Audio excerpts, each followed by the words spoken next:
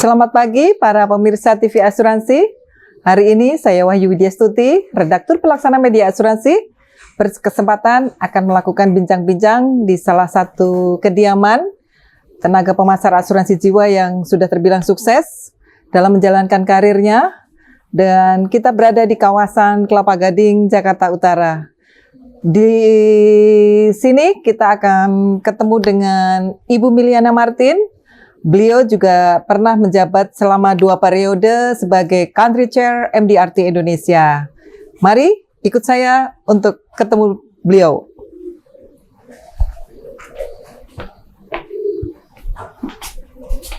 Selamat pagi. Halo pagi. Pagi, Mbak Mili.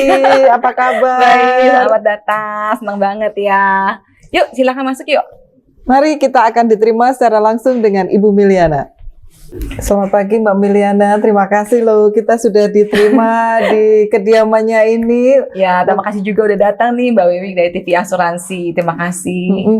Jadi kita rencananya ini akan berbincang-bincang nih tentang Boleh. profesi Anda yang dengan sudah lama ya. Kita sebelumnya kan lewat dunia maya terus nih karena pandemi. Bener ya, makanya baru bisa ketemu begini, enak banget jadinya. Dan alhamdulillah situasinya sudah berubah, kita bisa ketemu langsung dan kita akan berbincang-bincang tentang perjalanan karir Anda selama 19 tahun ya. Oke, akhirnya menekuni profesi ini. Mari kita akan melakukan perbincangan langsung dengan Ibu Miliana yang selama hampir 20 tahun beliau akhirnya menekuni profesi ini dan pendapatannya tidak main-main tentunya. Terima kasih untuk kesempatannya Mbak Wiwi. Ya.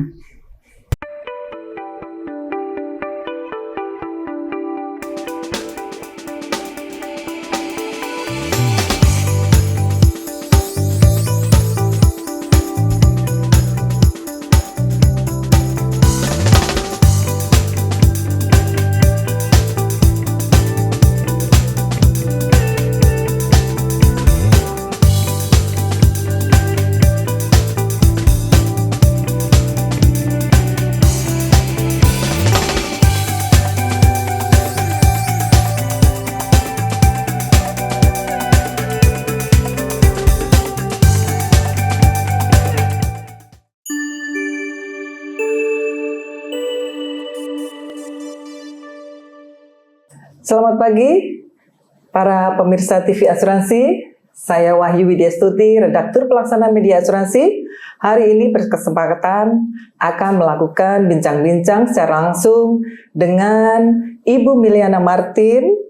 Beliau adalah seorang pemasar asuransi yang sudah senior dan beliau juga pernah menjabat sebagai Country Chair MDRT Indonesia, yaitu sebuah organisasi yang berisikan para tenaga pemasar asuransi dari berbagai negara. Nah, untuk lebih lanjut kita akan langsung berbincang-bincang dengan Ibu Miliana yang akrabnya lebih disapa dengan Mbak Mili ya. Iya. Selamat pagi Mbak Mili. Selamat pagi Mbak Wiwi. Selamat pagi pemirsa semuanya. Salam sehat. Terima kasih. Pagi Mbak Mili. Jadi kita hari ini kan akan berbincang-bincang ya tentang agen asuransi jiwa. Iya. Seperti apa sih saat ini profesi itu yang Anda jalani dan juga kedepannya mungkin profesi ini apakah akan tetap banyak peminatnya termasuk oleh para generasi muda khususnya milenial.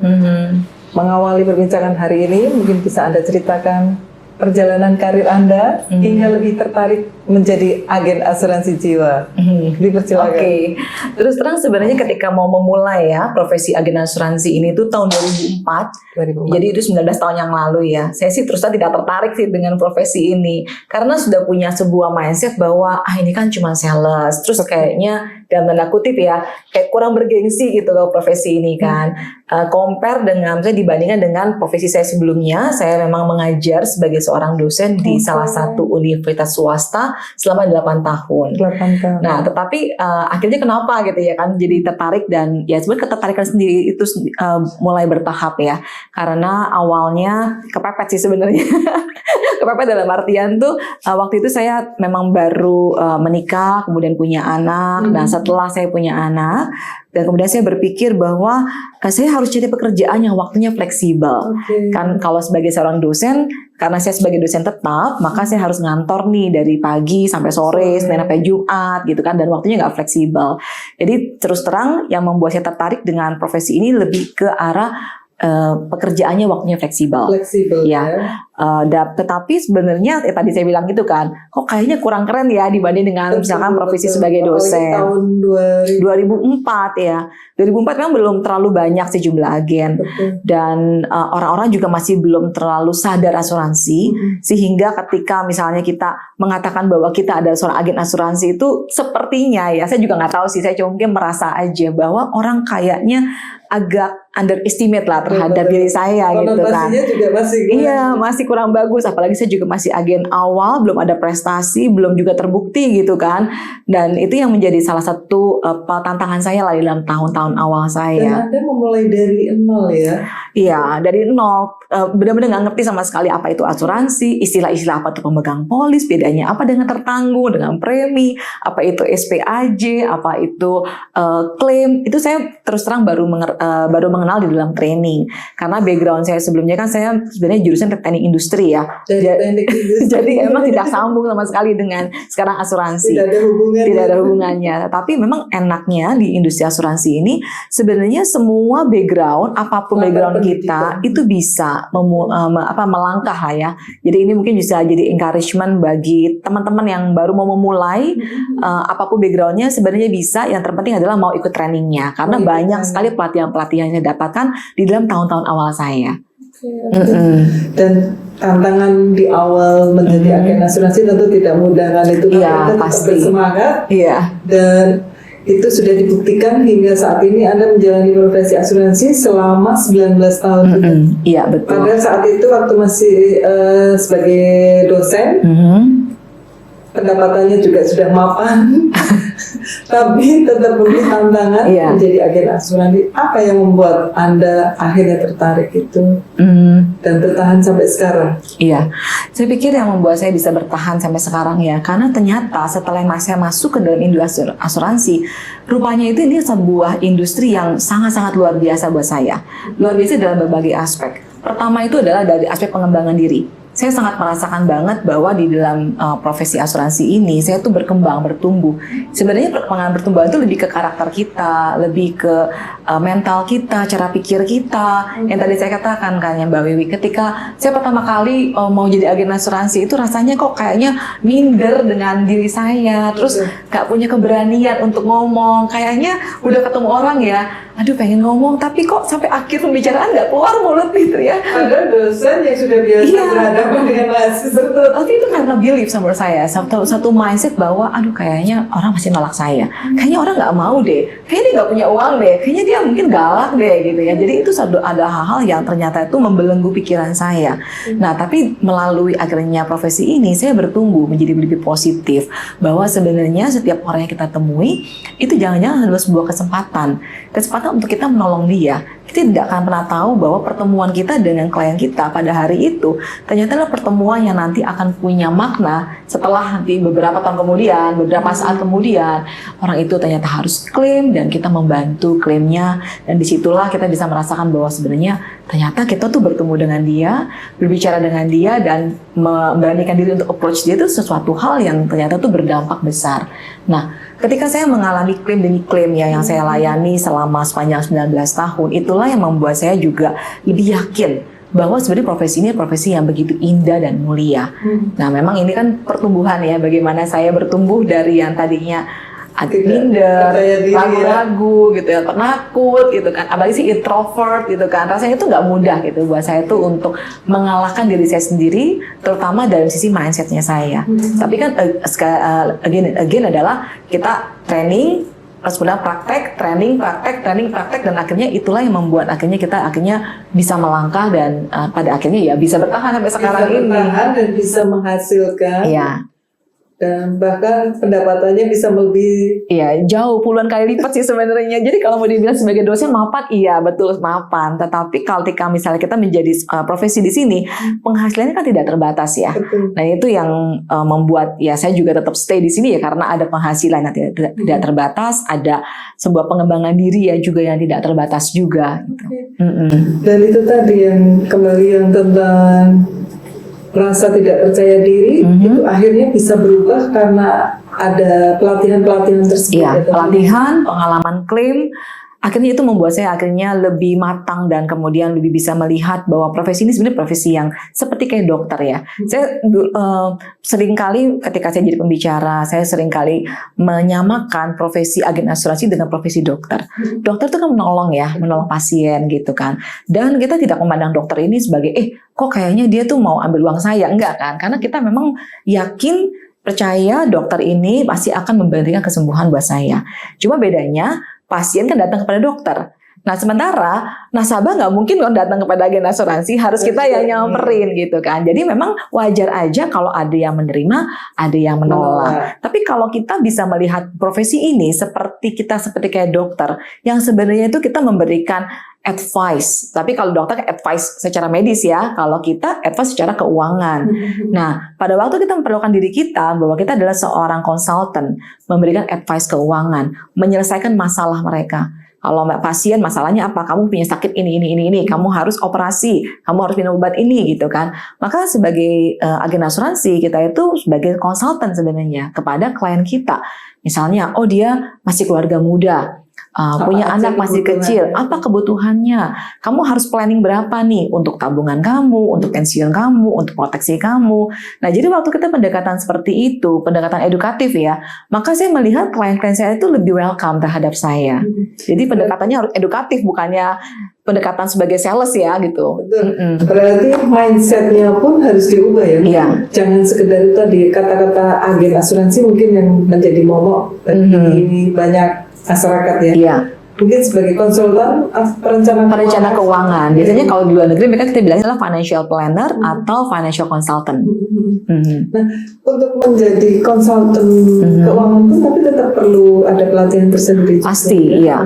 Itu berbeda dengan agen asuransi atau masih bisa menjadi? Nah, sebenarnya kalau kita bilang istilah financial consultant di Indonesia, ya sebenarnya dengan lisensi AAJI saja sudah jadi financial consultant ya kan? Bisa? Ya, maksudnya istilahnya kan agen asuransi. Tetapi kalau kita mau mengupgrade diri, maka kita perlu ikut pelatihan. Contohnya misalnya kita ikut RFP atau CFP gitu ya, Certified Financial Planner. Saya sendiri pun juga kan ikut pelatihan Certified Financial Planner. Terus kemudian ya kita pergi ke pelatihan-pelatihan lah. Misalnya pelatihan itu yang jangan cuma sekedar yang ada di kantor, tapi coba juga di level nasional atau bahkan di level dunia. Contohnya misalnya kita datang ke MDRT Day. Nah, MDRT Day kan salah satu event nih di Indonesia yang banyak sekali mengundang pembicara-pembicara dari luar negeri dan kemudian bisa kita lihat seperti itu ya ternyata gitu kan. Dan kalau kita sudah jadi anggota MDRT, karena MDRT Day itu bisa diikuti oleh siapa saja tanpa harus di MDRT. Tapi kalau misalnya kita mau eventnya itu ke internasional, maka syaratnya kamu harus jadi member MDRT dulu, qualified, baru kamu bisa berangkat ke event internasional. Nah, saya memang hampir tiap tahun ya, boleh dibilang selama 14 tahun jadi MDRT member ini, saya kayaknya cuma miss sekitar 3 atau 4 kali pertemuan. Tapi sisanya saya setiap tahun selalu hadir ke dalam pertemuan-pertemuan di internasional. Seperti kayak dokter, kita suka dengar dokter, misalnya dia cuti, mau conference di luar negeri. Wah, berarti kan itu para dokter-dokter berkumpul kan. Nah, sama, kita juga begitu. Waktu kita pergi ke MDRT annual meeting atau global conference, itu sebenarnya itu kita sedang berkumpul dengan para praktisi-praktisi yang ada dari seluruh dunia. Nah, di situ kita bisa belajar, upgrade diri kita, terus upgrade skill kita juga, menambah wawasan. Dan akhirnya kita itu benar-benar menjadi seorang konsultan yang bukan cuma sekedar titel konsultan, tapi memang ada isinya. Dan motivasinya makin bertambah, itu tadi berbekal ilmu baru untuk di-share kepada para calon nasabahnya ya. Nah, yang paling saya tertarik gitu ya, kenapa saya suka dengan MDRT gitu, Mbak Wiwi, karena pas lagi saya pertama kali ikut conference di Vancouver, itu saya bertemu dengan seseorang yang dia itu usia 65. Dan dia bilang bahwa tahun ini saya 40 tahun servisnya saya di asuransi. Saya sudah bingung, 40 tahun servis, sedangkan pada waktu itu saya juga baru sekitar 5 tahun gitu kan di dalam industri asuransi. Jadi waktu saya sebagai seorang agen muda yang baru 5 tahun di asuransi, melihat sosok orang yang sudah 40 tahun loh, berada 40 tahun di dunia asuransi, ya bukan? 40 tahun dia juga gabung di MD. Betul, iya. Berarti jadi udah sangat-sangat sepuh sekali gitu kan. Dan itu saya jadi langsung punya satu role model. Oh, berarti saya pengen seperti kayak dia. Saya mau jadikan profesi ini bukan cuma profesi yang hanya sebentar saja, people come and go, bukan ya, bukan hit and run, tapi saya memang mau stay and grow with my client, dan one day saya ingin seperti kayak dia, bahwa saya juga akan tua dan saya akan retired sebagai seorang agen asuransi. Jadi itulah yang membuat saya jadi punya satu komitmen bahwa memang ini adalah profesi yang saya mau jadikan sebagai my lifetime profession. My life? Ya, lifetime profession ya. Jadi profesi seumur hidup lah. Oke. Nah, ini bicara tentang asuransi, agen asuransi. Ternyata suami Anda juga bergerak di bidang Iya, kami bersama-sama. Iya, betul. Sekarang berarti pasangan suami istri yang menggeluti dunia asuransi di bagian keagenan seperti itu ya? Iya, betul. Iya. Apa yang dirasakan dengan berdua Mas Putri akhirnya sama-sama bergerak di bidang yang sama? Ya, support atau seperti apa? Bahkan juga mungkin jalan-jalannya berdua, terus gimana nih? Ya, itu satu hal yang akhirnya membuat hubungan kami sebagai suami istri juga menjadi lebih kompak ya, terus terang ya, karena kami punya profesi yang sama, bidang yang sama, impian yang sama gitu kan, kayak teamwork bersama gitu kan. Sebelum saya di asuransi kan saya sebagai seorang dosen, tapi suami saya dia sebagai seorang aktuaris di perusahaan asuransi. Jadi memang dia yang memang mendorong saya gitu untuk akhirnya mencoba dunia asuransi ini. Nah, setelah akhirnya saya mencoba selama 1 tahun dan ternyata rasanya kok kayaknya menyenangkan, akhirnya suami saya resign dari profesi dia sebagai aktuaris dan dia akhirnya terjun bersama saya di bidang keagenan ini. Kita bilang agency gitu kan ya. Dan ya saat ini ya udah bersama-sama dengan saya terus meneruskan selama 19 tahun. Jadi kalau mau dibilang kalau di asuransi itu kita boleh ya suami istri, ayah anak gitu, orang ibu dan anak gitu kan, kita boleh melakukan seperti itu. Tidak ada batasan bahwa kok suami istri bekerja di perusahaan yang sama gitu, nggak apa-apa gitu. Justru bisa saling mendukung, bisa saling support. Dan memang saya Februari ini bersama dengan suami saya, kami menjadi founder untuk agency. Jadi ya kami membuka satu kantor pemasaran mandiri yang memang tujuannya adalah untuk mendidik, melatih, membina, merekrut gitu ya, yang generasi-generasi muda. Karena terus terang akhirnya kan kita tambah lama kan memang tambah usia kan. Pada saatnya kita juga harus mengestafetkan ilmu kita, skill kita, kayak dokter ya. Dokter kalau udah tua kan dia juga harus mengestafetkan ilmunya kepada yang muda. Nah itu yang saya juga pikir ya, saya planning lah untuk ke arah sana. Dan Anda baru mendirikan itu tadi ya? Iya. Kami kan bilang kantornya adalah MD Team Agency, Miliana dan David. Karena suaminya namanya David. Miliana dan David Team. Oke, sekarang bicara tentang keagenan. Iya. Anda baru mendirikan sebuah perusahaan baru di bidang agency. Iya. Tapi sementara berdasarkan data ACI terakhir ya kemarin kuartal 1 2023, jumlah agen kok malah mengalami penurunan. Anda tetap optimis bahwa dunia ini masih akan tetap banyak peminatnya, termasuk dari para kalangan muda? Iya, optimis banget ya. Karena saya melihat itu sebuah opportunity. Opportunity apa? Pandemik yang terjadi selama 3 tahun terakhir itu memberikan kesadaran masyarakat tentang pentingnya asuransi. Dan tentunya lebih banyak lagi orang-orang yang harus kita jangkau. Sekarang kan justru berarti lebih butuh lagi kan tenaga-tenaga pemasar. Nah, cuman ya kenapa kok turun gitu kan? Dulunya misalnya saya juga nggak tahu sih berapa jumlahnya ya. Dulu kan 500 ribuan ya. Sekarang berapa? 400 ribu kah atau berapa ya? Saya nggak tahu berapa jumlah angka pastinya, tapi memang saya melihat memang ada penurunan gitu kan. Nah, kenapa menurun? Karena kalau dulu mungkin orang ya udah asal masuk aja. Ya tadi saya katakan bahwa siapapun boleh masuk, background apapun boleh masuk gitu kan. Mereka datang mencoba, nothing tulus kan, bahwa setelah dijalanin ya akhirnya mereka berhenti gitu kan. Nah, makin lama akhirnya masyarakat juga lebih menuntut orang yang lebih komitmen. Karena agen-agen yang cuman come and go atau hit and run itu akhirnya mereka akan tereliminasi secara natural ya, secara alami. Nah, oleh karena itu siapa yang akan tetap stay? Mereka yang akan tetap stay di dalam industri ini adalah mereka yang memang punya komitmen jangka panjang. Nah, itu ya. Jadi makanya kenapa akhirnya banyak yang berguguran. Nah, tapi kita masih punya optimis untuk bisa merekrut yang baru. Karena kenapa? Yang baru ini kalau kita bina dan kita juga jelaskan tentang industri ini, peluang ke depannya, kebutuhan dari masyarakat, ya kan, dan kemudian potensi yang besar kalau kita jalankan profesi ini tuh banyak sekali manfaatnya.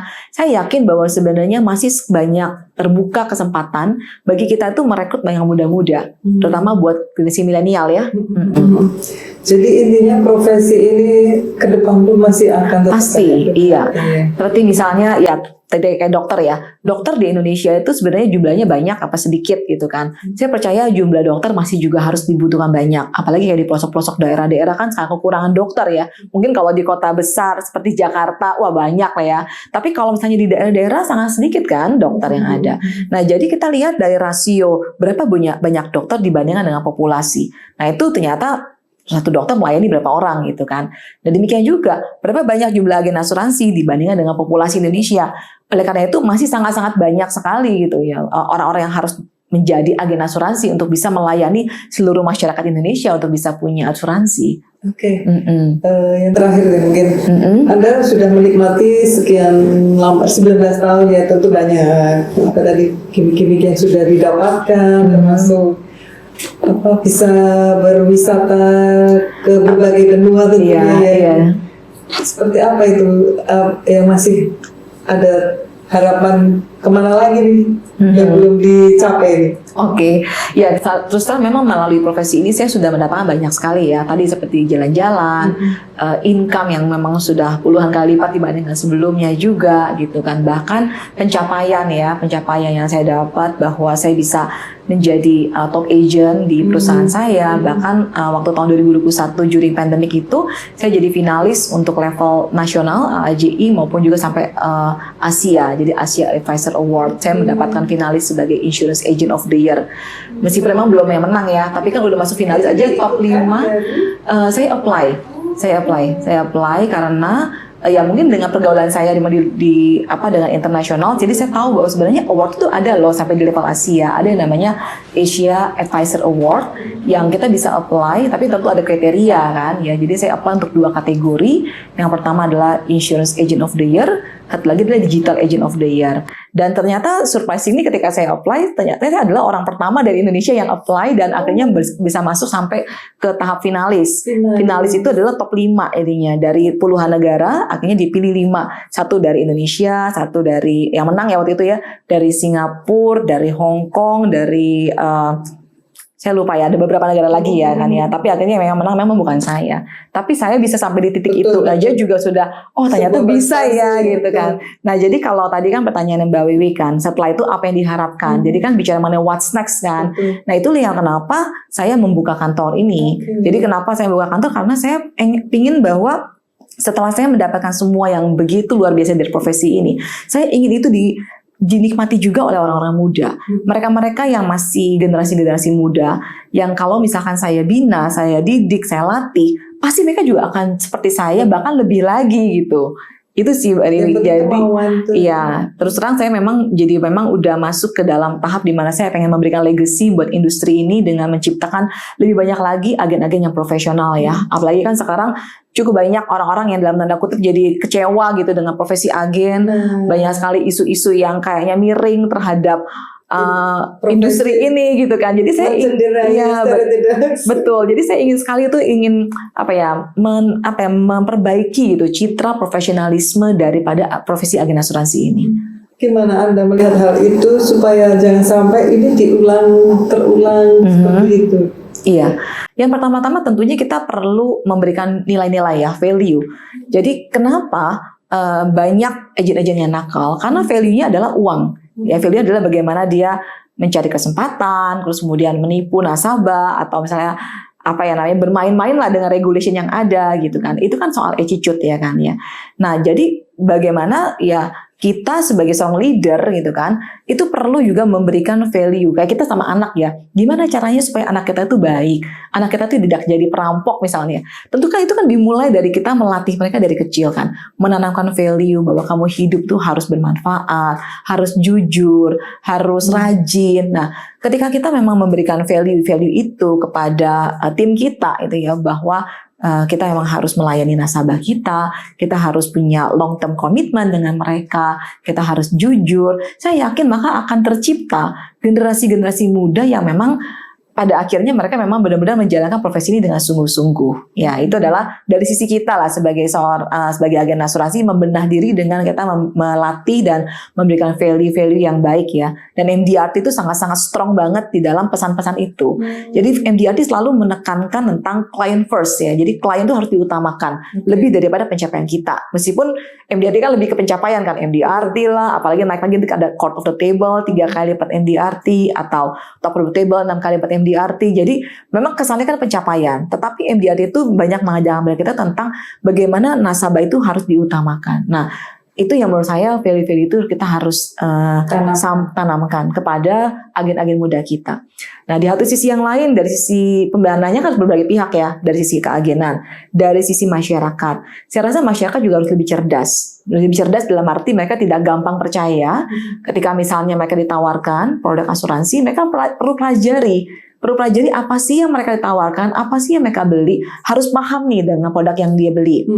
Apalagi sebenarnya kan juga ada yang namanya free look ya, itu kan aturan kan bahwa ada 14 hari untuk mempelajari polis. Setelah polis jadi, apa yang dikatakan oleh agennya apakah sama dengan yang tertera di dalam klausul-klausul. Jadi jangan asal percaya aja gitu kan ya. Jadi dari masyarakat juga harus lebih cerdas.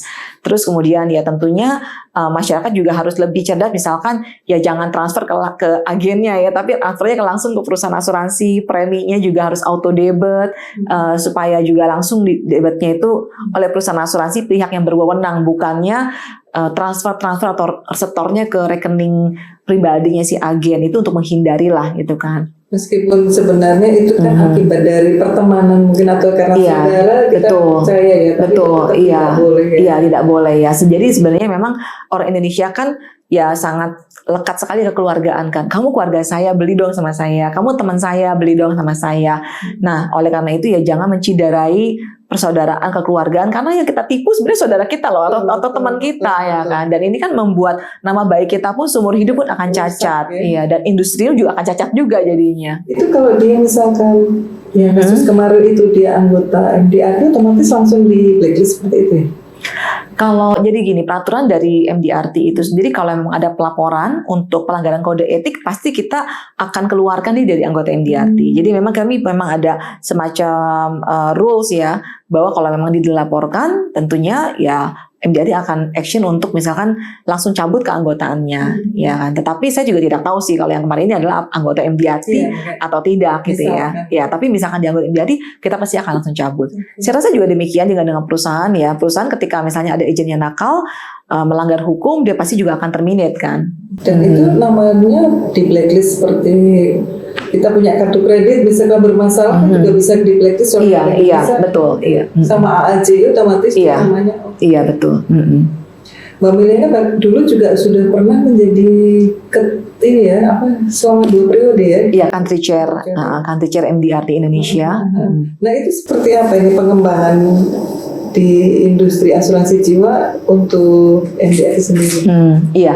Ya pada saat dulu saya menjabat ya di dalam periode 2019-2021, jadi memang kami melakukan banyak sekali echoing. Echoing itu jadi gaung ya, gaung ke semua perusahaan asuransi, ke semua AG tentang pentingnya kita menjadi anggota MDRT. Kenapa sih harus penting jadi anggota MDRT? Karena MDRT sebagai salah satu asosiasi internasional untuk semua profesi agen asuransi. Jadi kalau kamu masuk asosiasi itu kan bergengsi kan, dan asosiasi ini kan bukan cuma sekedar kamu bayar dan bisa jadi member, tapi kamu harus qualified. Nah, kalau kamu harus qualified atau harus memenuhi kriteria dengan premi 500 juta lebih ya pada waktu itu ya, sekarang sih 576 juta, tentunya kamu bukan agen kaleng-kaleng kan, pasti agen yang sudah serius punya nasabah, nggak cuma 1-2, tapi cukup lumayan banyak lah gitu kan jumlah nasabahnya. Nah, tentunya berarti income-nya juga pasti mendukung gitu, karena dengan menjadi anggota MDRT kira-kira income-nya udah 20 juta per bulan. Nah, artinya